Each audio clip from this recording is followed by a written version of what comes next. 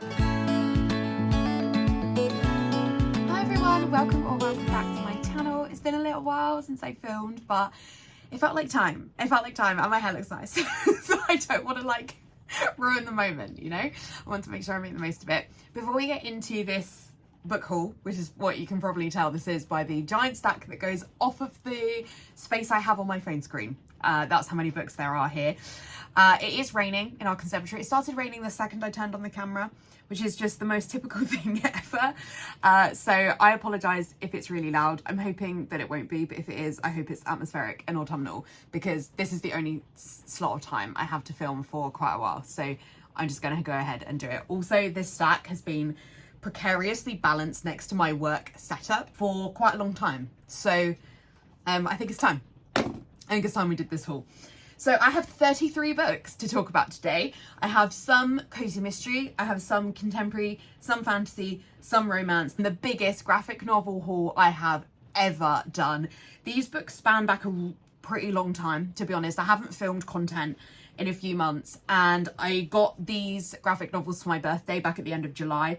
And I'm filming this on the 21st of October, so that's to give you a little bit of an idea of how long these have been around. This stack is so precarious. Let's get filming. So I'm going to start with Cozy Mystery because I only have sort of one series in this, but I have the Thursday Murder Club series by Richard Osman. These were free. I'm doing some rehearsals for a show at the moment, and one of the guys we're doing the show with put a message up in our Facebook group and was like, I have these books, and before I list them in my like local Facebook group for like where I live for free, does anybody want them? And I was like, yes, I would love them.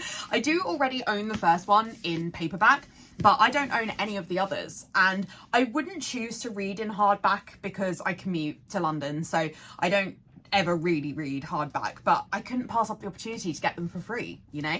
So yeah, really exciting. So I don't know, is this all of them? I think this is probably all of them that are out at the moment, which is probably why Danny was getting rid of them.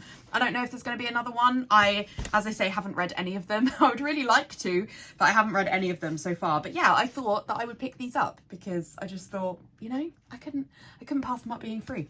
So I'm not going to tell you what these are about because, to be honest, you probably know, but if not, I don't want to read the blurbs of all of them. But from what I know, this one is basically about a group of older people who are in a care home, and they're very interested in solving cold cases that have previously been kind of considered solved, but they end up reopening them, and it's kind of about their lives together as well. On top of that, it's a really, really beloved series, and I'm very excited to at some point one day eventually get to them. There's going to be a fair amount of that as we go through this. I've read some of them though, so not so bad. I now have to figure out where I'm going to put this pile. I'll just put it on the floor, I guess. I have nowhere to put them on my shelves either, so this is gonna be fun. Okay, now we have my one contemporary, which is Tomorrow, Tomorrow and Tomorrow by Gabrielle Zevin. This is like one of the biggest books in the booktube space in the last year. This is a contemporary about two people who are it's about them being in love but never together, and it's about their kind of scope. I think it spans like the whole of their lives as they sort of deal with the challenges of friendship, of love, and also working together. They're working on producing a video game. So that's from everything I know from watching videos. I'm not going to read the blurb because I don't want to spoil anything. What is that on there? Okay, I don't know what's going on there. But this is I bought this from The Works because it was only £5 and I had a like £1.45 off. And so The Works is so clever with their like little small discounts because I still don't want to waste it, but I spend more than I would have spent.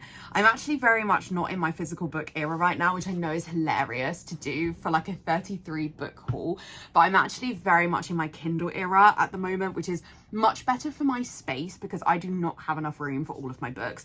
But the cover for this one is so beautiful, and I've been really good. Like, I've been in The Works and into Waterstones quite a lot recently, and I haven't bought anything because I don't have any space for these ones, so I don't need them. But yeah, whilst I would actually prefer to read everything on Kindle these days, this cover is so beautiful, and I thought I don't want to pass up the opportunity, so I did end up buying it. So this is probably the most recent of the books, other than some of the graphic novels. This is the most recent because, to be honest, I'm buying most stuff on Kindle, apologies, I can't do it here with hot water. I'll be back. Okay, anyway, can't remember what I was saying now, but tomorrow. Next up, I have the one fantasy novel as part of this, which is Her Majesty's Royal Coven by Juno Dawson. This I also got from the Works. Look, if you don't have a Works in your country, I'm so sorry for you, because the Works is a really, really good option for cheap physical books. Those of you in the UK, if you haven't heard of the Works, or you've never been into the Works, or you didn't know they did books, they do, and they are definitely a good steal. Again, as I say, I'm kind of in my Kindle era now, so there's like some books I'm buying on Kindle again because I would rather read them on Kindle. It's just easier for my commute. But this is one that I really wanted. I love the cover, it's so pink. I did want the Fairy Loot edition of this, but I'm like, I haven't read it yet. I'm not sure I should be paying £20 for it. The sequel of this is out now as well. I really need to get to this, but it just hasn't, for whatever reason, materialized. Without me reading the blurb, from what I know from BookTube, this one is about a coven of witches who are working on behalf of the government, I think. And I know that it has a real like shock twist at the end of the first book and then going into the second one. So I am really excited to get to this. It's just figuring out when that's going to happen. Okay, then we get into the romances. If you don't know, I love reading romance. It's my most read genre, and so we do have a few of these. One of them is Love Theoretically by Ali Hazelwood. I loved this. I read it very quickly after it came out, and it's so wonderful. I do love Ali Hazelwood generally. I loved The Love Hypothesis, and I was okay about the novellas. I did not like Love on the Brain. I would kind of like to give it another go, maybe, but I had some major issues with Love on the Brain. But Love Theoretically felt just back up to what I love about Ali Hazelwood. So we have Elsie and Jack, and Elsie is a scientist, as are all of the Ali Hazelwood characters. She teaches, but doesn't make a lot of money in teaching. So she is also a fake dater on the side, and she is actually fake dating Jack's brother. And when she meets Jack at one of the family parties, there's kind of this element of like, do we know each other, do we not? And then Elsie is interviewing for a more advanced research position that would mean she doesn't have to spend so much of her time teaching, and Jack is involved in that and on the panel. And it's a kind of enemies to lovers to an extent, which is not my favorite trope, but it's handled so well. Jack is just wonderful. Like, don't we all wish we could be loved by a Jack? We've got diabetes rep in here. I don't have diabetes, so it's hard for me to say how accurate it is, but it is in here. And it just felt back to kind of Ali Hazelwood fun. Ali Hazelwood's writing is incredibly steamy, but with really real steamy scenes that to be honest, I'm kind of spoiled for any other steamy scene that I read. They are too perfect. They're too choreographed. And Ali Hazelwood's steamy scenes are always much more real, and what I think that, often actually sex is like in real life. So yeah, I really, really, really enjoyed this. I gave it 5 stars, one of my favourite reads of the year. Next up, we have another romance that I've already read, which is Falling Hard for the Royal Guard by Megan Clawson. I picked this up literally due to Instagram advertising, so it shows that it works. I think this is very much a TikTok book because Megan lives in the Tower of London, because you can live in the Tower of London. And this book is kind of loosely based on her real life. So it's about, what's the name of the character? Maggie, who has this kind of like fiery red curly hair. We love that. Merida vibes. And Maggie has a very horrible breakup with a guy. She's feeling really down and kind of down on her luck, and then she meets Freddie. Clearly I remember so much of this. Meets Freddie, who is one of the Royal Guard, and then it's kind of about her and Freddie starting a relationship. But to be honest, it's not quite about that. It had nowhere near as much romance as I was expecting. There's no steamy scenes in this. It was much more about Maggie kind of overcoming issues with her image and issues with kind of what she's dealing with post the breakup, and dealing with issues about how she's treated by people at work. So it was trying to do a lot of things, and it didn't entirely work for me. I think I gave it 3.5 stars. It was a good time. I didn't love it as much as I thought I would, but it was still fun. Next up, we have Unfortunately Yours by Tessa Bailey. This is the sequel to the pink one. What's it called? I cannot think what the first one in this book is called, but this is the sequel. And this is about does it not have the sister's name on here? It's like Natasha or something. Natalie August. And we meet Natalie in the first book. She's the sister of the guy from the first one. She's like a Napa wine heiress, and August, I think, is he in the army or something? But we do get a scene with them in the first book. Oh, but in this one we have a marriage of convenience. Interesting. Okay. It doesn't say a lot on the back. It's mostly quotes. It doesn't actually tell you a lot about the plot. I gave the first one 3.5 stars. It was okay. I didn't love it as much as I loved It Happened One Summer and what's the other one called? Hook, Line and Sinker.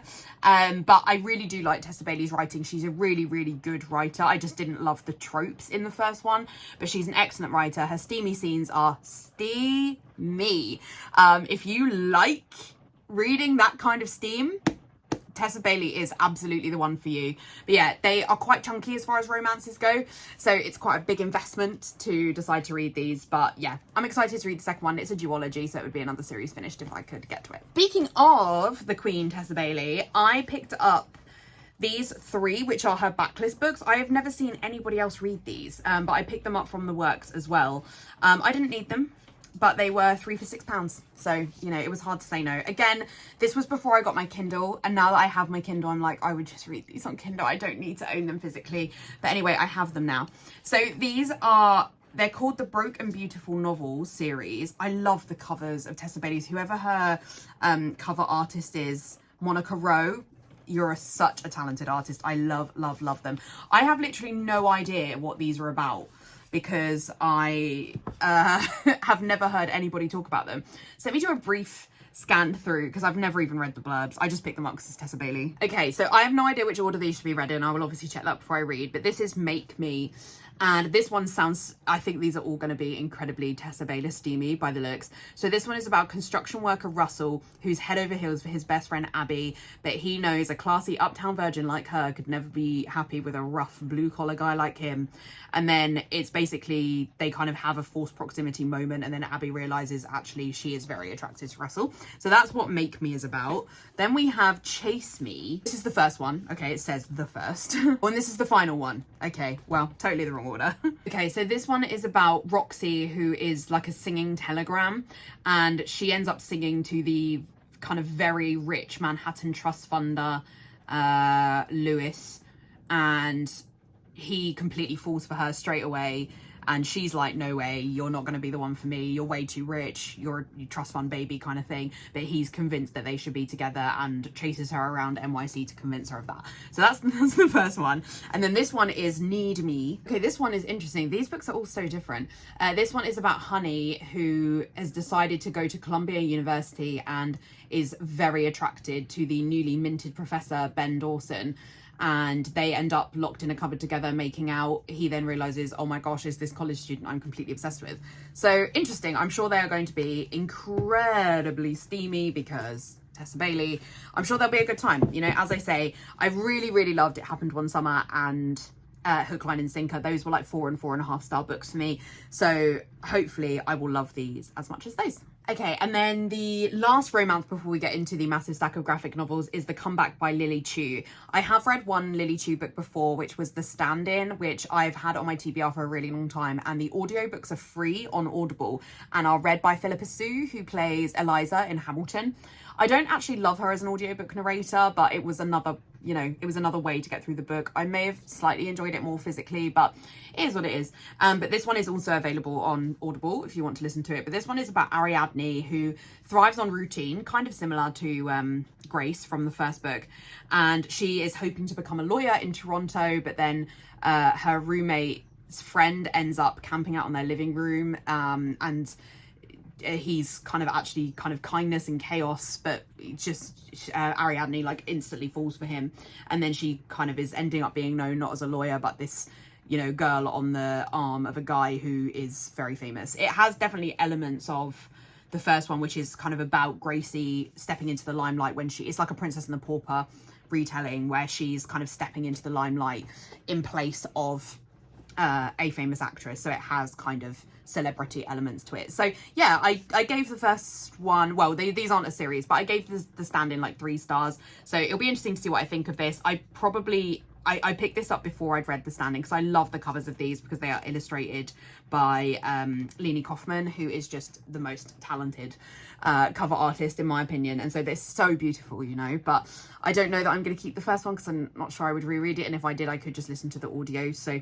we'll see. But yeah, if you are interested in the sound of that, then you can pick up the audiobook for free on Audible. Right, let's do this, shall we? So the first graphic novel I have here is Belle of the Ball by Mari Costa. I had not heard of this. I just picked it up because it's entirely pink.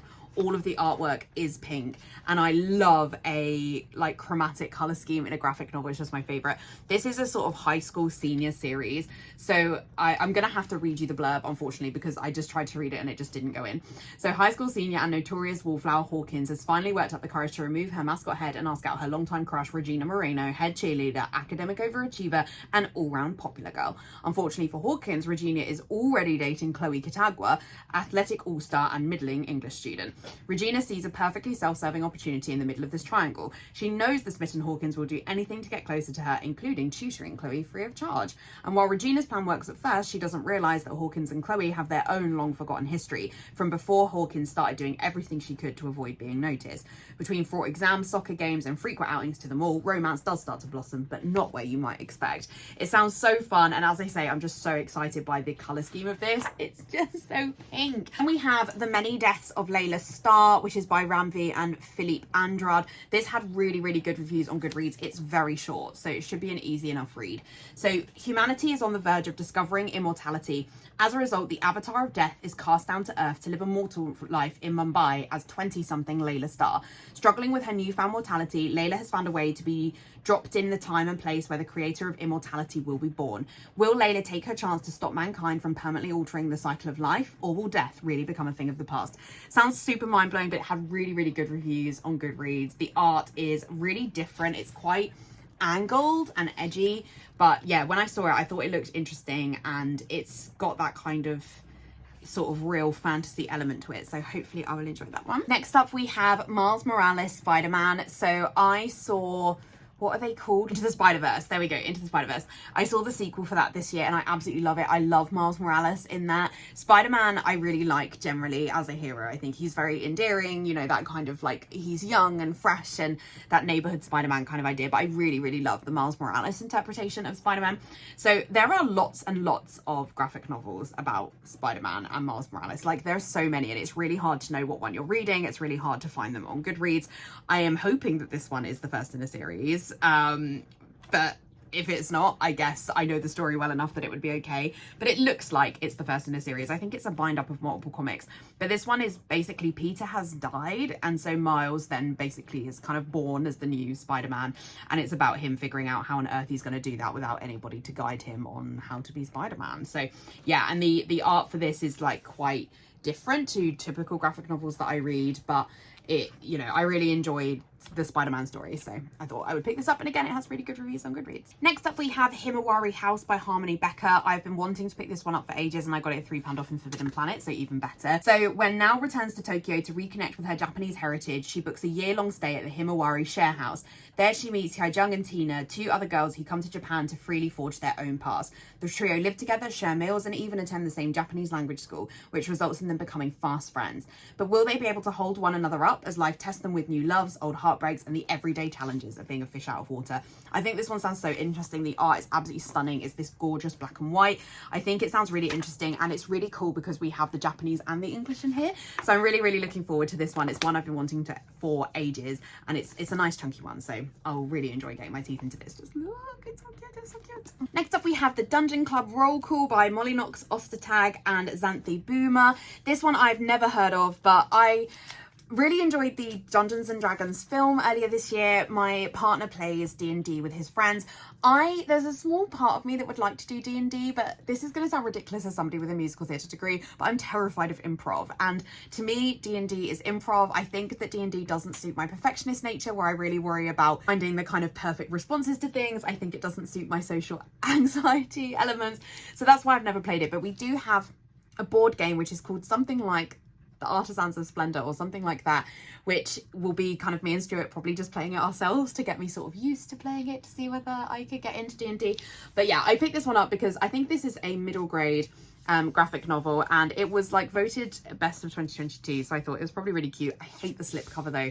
It comes off so easily, and I really just like, that's not that's not helpful for reading, but also I don't really like the cover underneath, so it's a little bit irritating. But anyway, I love the inside though. So in this one it says middle school is a dungeon. At least that's how Jess sees it.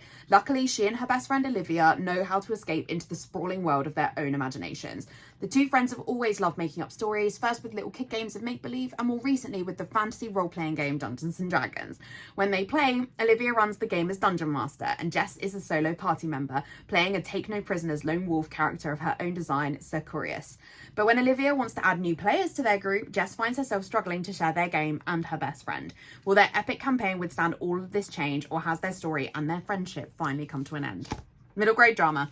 I don't know how I'll feel about it because I do like some middle grade. I don't love all middle grade. So we'll see, but I think it sounds cute. And let me just have a refresh of the art. I mean, I'm already loving that. So beautiful. That's so cute.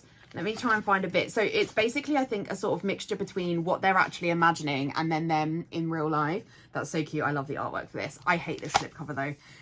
It's so slippy. I know I'm sure why they're called slipcovers, but I can't read like this. It's so slippy. So I'll have to take it off to read, definitely. So then we have a couple of DC graphic novels. I really, really love the Teen Titans series, which is like a reboot by Cami Garcia. Oh, it's so good. Like, I still think Raven is my #1 book of this year. We'll see how that goes. I haven't finished Jade Legacy yet, but it's so good. And so I wanted to pick up a couple of other ones because I really love these kind of youthful retellings of DC characters.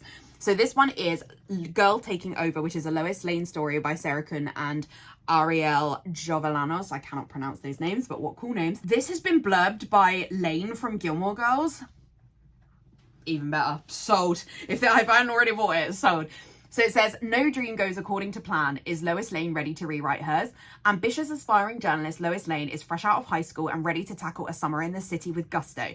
But a cavalcade of setbacks, including an annoying frenemy roommate, a beyond tedious internship at a suddenly corporatized website, and a boss who demotes her to a coffee-fetching minion, threatens to derail her extremely detailed life plan. Lois is me. And you know, her entire future. When Lois uncovers a potentially explosive scandal, she must stand up and speak out for the future she deserves without destroying everything she's worked so hard to create. I'm so excited for this. I'm so excited for this. Art is stunning. Graphic novels are just some of my favourite books to read. I love the art. I love the creativity of the space of a graphic novel. This looks so fun, and I really felt like this Lois sounds like me. So excited to read that. Next up, we have Zatanna, The Jewel of Gravesend by Alice Arden and Jacqueline de Leon. This cover, stunning, absolutely stunning. I don't know this character. I know Lois Lane because Lois is from Superman, but I actually don't know Zatanna. So there's more to the mobsters, mystics and mermaids as the last stop on the DFQ train, Coney Island, Stillwell Avenue. We've maybe reached the point of this video where blurbs start going in. Zatanna's not your typical New Yorker. She walks her giant rabbit on a leather leash down the boardwalk, lives in a colossal architectural wonder known as the Golden Elephant, and her first kiss in the haunted Hellgate ride, and had her first kiss, and wouldn't have had it any other way. But the time for having fun in Luna Park comes to an end when a mystic's quest for a powerful jewel unravels everything Zatanna thought she knew about herself and her beloved neighborhood. Mysteries and magic surround her as she reveals the truth about her family's legacy and confronts the illusion that's been cast her entire life. Cool. Also, hi. Wow. That's gorgeous. That's going to be such a fun read. And I think this one is a little bit more edgy. I think this one's a bit more of a kind of YA. It's got a little bit of some kind of, you know, relationships we shouldn't have and that kind of thing. So I think it'll be fun. Next up, we have one I'm so excited for. This is Witch. And this is by, does it say? Yeah, I don't think it says. So I'm sorry about that. Does it say on the side? No. But this was a TV show when I was young. Was it a TV show? Do I ever watch this on TV? I had magazines with it and books. Anyway, I was really into it. So into it, I can't remember if it was a TV show, but I really, really loved this series when I was younger. And I hadn't necessarily thought about it for a while, but G from BookRoast got the graphic novel for this and was reading it as part of Magical Readathon. And I was like, that's a thing. and I managed to find it online. It's quite hard to find this series. It's quite expensive, particularly as I think it's mostly available in the US, but I did find a website that was selling it in the UK. It's still more than I would necessarily, well, graphic novels are always expensive. I think it was like £18, which is pretty normal for a graphic novel. But I just bought the first one for now just to see, but I just thought this is so nostalgic to me because it was like, I definitely had like magazine series. It's just, to be back in this world, so cute. But I don't remember a lot of it. You know, I loved it when I was young, but I don't remember a lot of it. I really remember the visuals, but I don't remember what the story was about. It's about young witches. Like, I was very into Winx Club. Probably like way more so than Witch, but Witch had similar vibes, and I'm just really excited. And it's like very chunky. It's going to be a decent read. So I'm so thrilled to have this. It's so like, I don't know. I'm one of these people that finds it hard to let go of my childhood, you know? Next up we have, I think this would be pronounced North Ranger, which is by Ray Tercio and Brie Indigo. And this is an LGBTQI retelling of Northanger by Jane Austen? Jane Austen. I've not read the original. I only found out about this through How to Train Your Gavin's channel. And this is another graphic novel that I love because it's all in brown. It's another monochromatic colour scheme. So I don't know the original story, so apologies for that. But Cade Muniz has always loved to escape into the world of a good horror movie. I don't like horror movies. After all, horror movies are scary. They are scary. But to Cade, a closeted queer teen growing up in rural Texas, real life can be way scarier. True. When Cade is sent to spend the summer working as a ranch hand to help earn extra money for his family, he is horrified. Cade hates everything about the ranch, from the early mornings to the mountains of horse poop he has to clean up. The only silver lining is the company of two teens who live there, in particular the ruggedly handsome and enigmatic Henry. But as unexpected sparks begin to fly between Cade and Henry, things get complicated. Henry is reluctant to share the mysterious details of several local deaths, and Cade begins to wonder what else he may be hiding.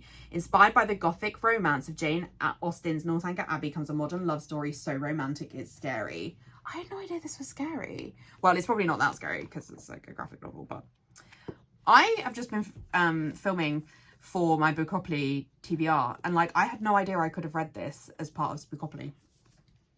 More you know, huh? More you know. I didn't even read the blurb, I just picked it up at How to Train Your Gavin's recommendation. Next up we have Blessed, Volume 1 by M. Victoria Robardo. This one, the art just looked absolutely stunning. I've never heard of it. So, also, I think it's a kind of Greek, there's like Greek retelling elements to this. For the love of gods. Joanna is a mid-20s office girl who likes social media and watered down coffee. She started that fateful day checking her dating notifications on her phone, and she didn't realise she was swiping right to the whole pantheon of gods and goddesses. On the lookout for a human to create a new demigod to rule Earth, only one of them will be able to take Joanna as their own. After a nice dinner, that is. It sounds so fun. And Joanna is beautiful in this. Like, she's got this gorgeous red hair, these really cute glasses. It has quite a kind of like chibi, I think is the phrase, art style, which is not my favourite in a graphic novel, but when it's not in the chibi format, I really love it.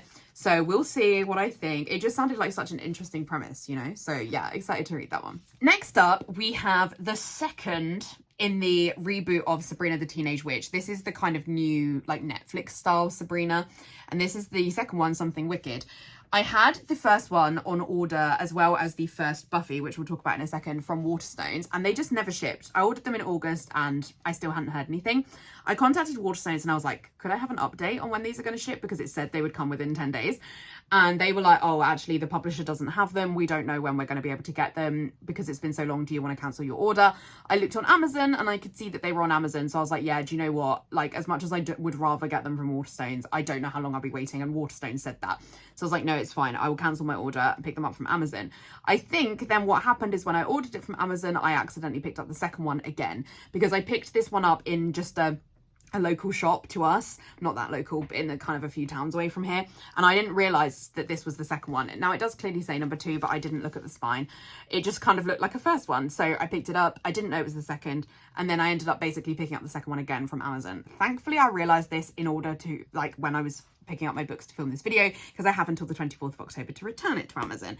So I will return it, as annoying as that is, and then I will need to order the first one.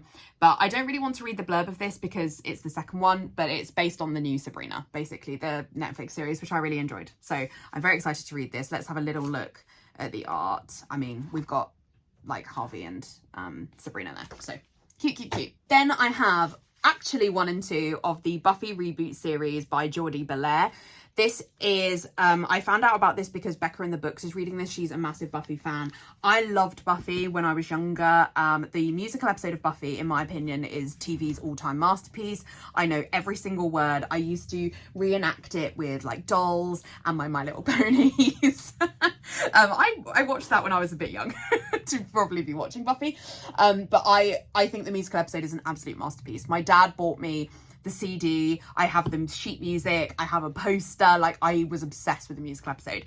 I have attempted to rewatch Buffy several times as an adult, but I always get stuck at series 4, which is my least favorite of the Buffy series. And it's frustrating that I always get stuck there, because it's when you're supposed to start like balancing Buffy and Angel, and I was never as much of a fan of Angel, and so it just kind of gets too long. And then I mostly like 5, 6 and 7. They're my favorite Buffy series, but I never get to them in the rewatch. So I'm also trying to convince Stuart that he would really want to watch Buffy, because he's never seen it and I think he would love Buffy.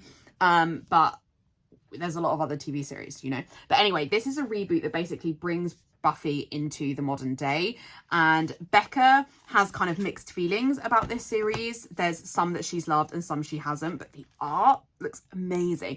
But I think she says the art gets a little bit varied as we go through the graphic novels. Oh yeah, I think this one is potentially a different artist. Okay, but she said it like went back up to kind of what she was expecting. Do they have, yeah, they are different artists, so it'll be interesting to see what I think. But yeah, like we can see here, we've got Buffy with an AirPod in.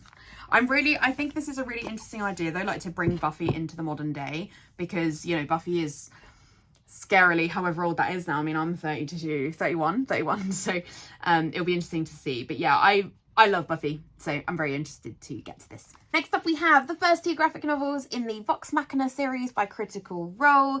I have not watched Critical Role, either the like Critical Role, like them doing their lives like on Twitches of their D&D campaigns. I have also not watched the series on Amazon.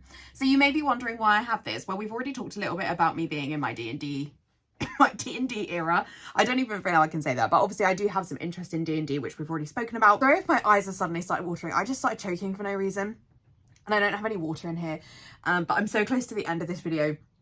I'm just gonna power through. But I apologise that I now look like I've been crying. I haven't. I'm not that emotional over the Critical Role. Stuart is definitely a fan. Not like the biggest fan ever, but he has definitely watched the Amazon series, and we watch sort of like shorts of Critical Role, or we'll watch random clips. I know Matt Mercer from sort of other things that I've watched him on, so I thought I would pick them up. I've read the first one. I really enjoyed it. And even as somebody who kind of doesn't have that benchmark of the series, I was still able to follow it. And I don't really understand D&D lore, so I maybe didn't understand the full scope of it, but I did still really enjoy them. The art was really lovely. It's very, very detailed art in this, which I really enjoyed. So yeah, I'm excited to get to the second one. Very fun cover. And they're really different for me, but it's nice to challenge myself with something different. Next up, we have... this is the last of the graphic novels that I bought while I was on my like big binge for my birthday, which is Space Boy by Stephen McCraney. This is the first 3 volumes in a massive bind up. It's so heavy. And I'm so annoyed because I dropped it and I creased the front cover. And you know, and you're like, I've creased 3 volumes of this and I don't really want to buy them again, but I really hate having scuffed up covers, but it does at least lie flat again now. But this is about Amy, who lives in space. I'm gonna read you the back because I have read the first 2 volumes of this and loved them. The artwork in this, if you ever watched the Jetsons as a kid, it's real Jetson vibes. Like the art is just like, I need to find a good kind of example, because like Amy really looks like a Jetson. It's just so cute. But so to Amy, everyone has a flavour. Her mum is the flavour of mint, sharp and bright. Her dad is like hot chocolate, sweet and full of gentle warmth. That doesn't actually come through as much in the story, but anyway, when her dad loses his job on their remote mining colony, Amy and her family are forced to start a new life back on Earth. Emerging from a cryotube after a 30-year space voyage, Amy awakes to find herself in a strange land of heavy gravity, weird people and an endless blue sky. High school seems difficult at first, but Amy is soon able to settle into a comfortable group of friends that help make the transition easier. Only one of Amy's classmates is different from the others. He's quieter than most of the other kids. More reserved, and strangest of all, he doesn't have a flavour. I loved it. Really enjoyed it. So I'm excited to get to the 3rd one. This is quite a long series, so that's going to be a nice investment for me. But it's very, very, very cute. Really enjoyed it. Last up, we have a couple that don't really need too much introduction. This is Heartstopper 3 and 4. This is the special editions from Waterstones, and I have all of these on pre-order, so they just arrive at my doorstep. Heartstopper is my favourite graphic novel series of all time, and my favourite book series of all time. I'm sure you know what it is because it's a Netflix series as well, but if for any reason you don't, this is about Nick and Charlie. The two of them get put together in their form class one year, and their friendship blossoms really quickly. Charlie realises he's in love with Nick, and then Nick's feelings are very confused because he did not think he was into guys, and maybe he is. It's adorable. The art is stunning. It's so cozy. It's this like perfect kind of like, it's this perfect recreation of what high school in the UK is like. I love the Netflix series. I think it really kind of has just updated it even more into the modern day. These are so worth your time. I do not feel a need to own multiple versions of any book series other than Heartstopper. And the reason that I have these is because they come with exclusive mini comics in them, so I don't want to miss out on that extra content. I don't feel I need these, like, because some people said to me, oh, just get rid of your paperbacks. No, I'm a paperback girly. I'm not going to get rid of my paperbacks. But also my first paperback is signed by Alice Osman, who's the author. So I would never do that. And I like too much what they look like on the shelves. But yeah, I do have these for now anyway. And we are getting number 5 in December. And maybe my life will be complete then. Oh, that pile. Okay, we need to hurry up and film the end of this video because that pile, like, these were the heaviest books at the bottom. So now we've just put Heartstopper on the top. That pile on the floor is about to topple over. This is volume 4 and volume 5 of Lore Olympus. This is a graphic novel series by Rachel Smythe, which is a retelling of Hades and Persephone. And it brings them into the modern day where the gods and goddesses are like, you know, Hades is like king of the underworld corp. It's not like the underworld as we know it. It's like a business. They have cell phones. They have fast cars. It is very moody. It's very like pining. There are some really triggering topics in here, so do make sure you check those out if you think you will be triggered particularly by its sexual topics. But I love this series. Like, I love it so much. And as soon as volume 5 was released, I was like, I gotta have it. I gotta have it. I haven't read it yet though because of Spookopoly and stuff, but I love this series with everything I have. And I hadn't rated any of them 5 stars because it's so much mutual pining. Like, they're very, very slow moving, but the art is stunning. And I finally have started to rate these 5 stars because this is a series I think about so often. There are not many books where I feel like I need to have them as soon as they come out. And this is absolutely one of them. So yeah, we're starting to get some 5-star volumes in this. Okay, I'm going to wrap this video up here. I've been filming for longer than I expected, and also that pile is going to fall over. Thank you so much for watching this video. I really hope that you enjoyed. As I said, I'm very much in my Kindle era now, so I am really trying to slow down my physical book buying because I would much rather buy stuff on my Kindle. I do still need to film a video about my Kindle. I want to give you an idea of what's on my Kindle TBR because I have a fair amount on my Kindle TBR. So I would love to talk to you about that. I would love to talk to you about my experience on Kindle as well. So let me know if you want to see that because I have started filming it, but in this weird sort of mental health era that I'm in, I haven't finished it yet. But it would be good to know if you would like to see that and to get an idea of kind of what I'm reading on there and how I feel it. But thank you so much for watching this video. If you enjoyed it, particularly as I haven't been around a lot, likes, comments, subscribes go such a long way to helping me to keep my stuff out there in the YouTube algorithm space. So thank you so much. In the description, I'll have a link to my Instagram and my Goodreads if you want to check out any more content from me. Of all social media that I'm active on right now, Goodreads is probably the most. But otherwise, I'll see you in my next video. Bye.